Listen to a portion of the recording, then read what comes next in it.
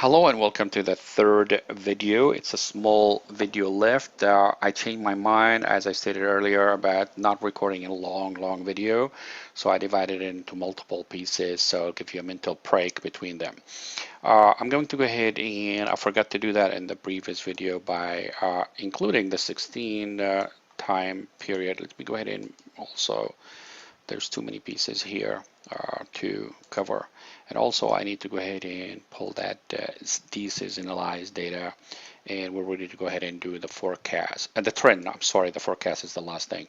The trend is to go ahead and run a regression line on the deseasonalized data, treating this one here as the Y or the dependent variable, while we're treating the T, which is the season, which is in the quarter, uh, as the X variable. So let's go ahead and see what we're going to do with it. First of all, I'm going to go ahead and go to data, run the data analysis regression. And the first thing I need to do is to go ahead and get this one here right there. Okay. And the other one is to go ahead and include the T in it as well. I want to make sure that A3 matches I3 is matching A3, and of course see here we have a number different here. Then we should be able to go ahead and make sure that we did include everything. I forgot to include the last one. Label is included. Where is the output range? I have to specify it. I need to give a room for additional input. So I'm going to put it like 5 or 6 cells down because I need 4 reserved for my forecast for the 5th year. Here we go. So we ended up notice here the significant is very low for F, which means it's a lot less than 0.05. So this is a good indication that NOVA test is going to be rejected. And this is basically my intercept for the model and also the slope for T. Let me go ahead and copy those, and maybe I should actually color them first and copy them later. And I'm going to put them right here.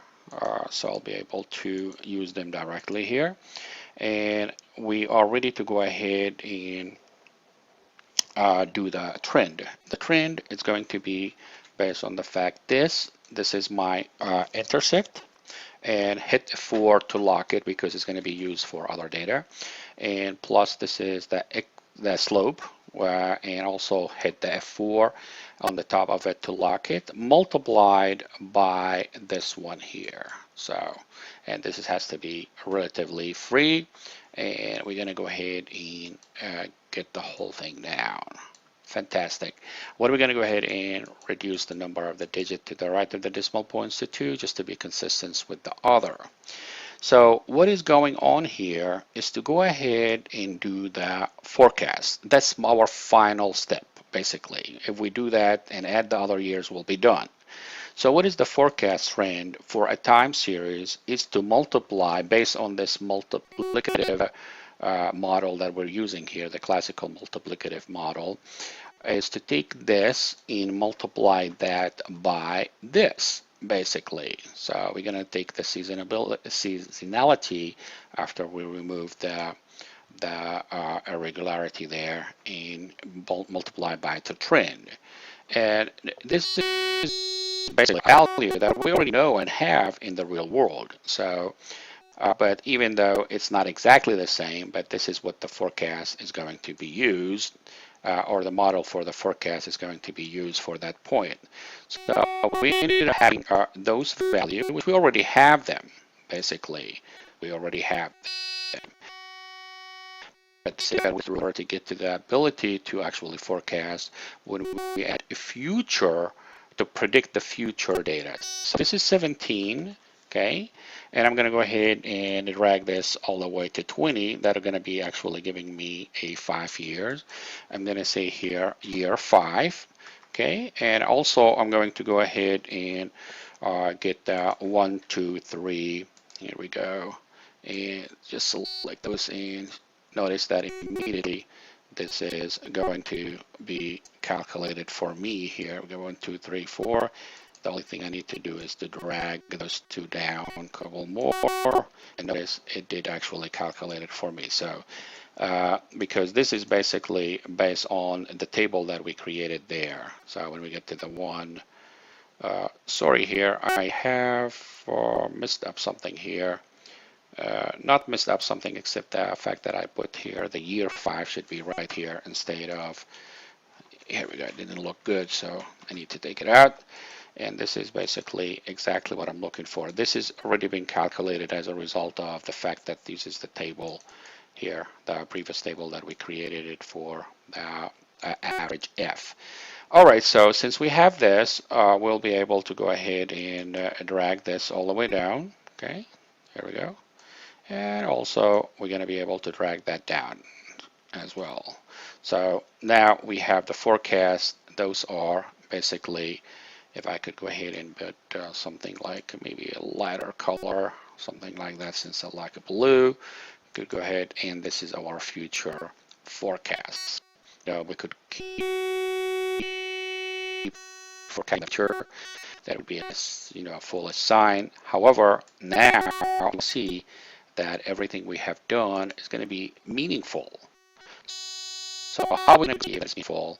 I'm going to go ahead and create an add another curve in order to see the future trend, especially with those one here, how close to the blue line that we already have in reality, because that's our corporate sales for the pearl of oil that worldwide.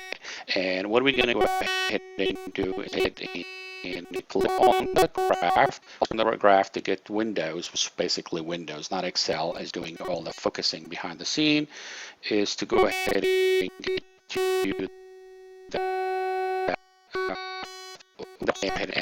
and another series, which we're going to call it forecast. I'm not going to take that long forecast, and of course I need always to delete that one here, and I'm going to select now everything, including the last one that we added to the future, and here we go. And notice when I added this is a great one. I'm going to go ahead and make it a little bit more colorful so I'll be able to stand out. I'm going to go ahead and make the little dots the yellow, okay, and we'll go to the shape and make it kind of greenish, okay. Please notice how close the model for forecasting the true data with everything all the way to blue, very close to each other. So this is a good indication that what we actually producing for the 5th year, which is the future year, is going to be reliable in a way, because the original data were not really so much different from actually the forecast for the model, not that much different from the original data. And this is basically those from here, not here, from here. Let me go ahead and put that into the review so I'll be able to see it better. And this way you will understand from here all the way down to here, all this here is going to be my future prediction. Thank you very much for watching. I hope you learned something, and I will continue to record additional videos. By the way, this is the last video for forecasting. We're going to be moving into using a different approach for solving problem concerning econometrics. Mostly we're going to be using Solver in Excel. Thank you and have a great day. This is Dr. Sam Hijazi.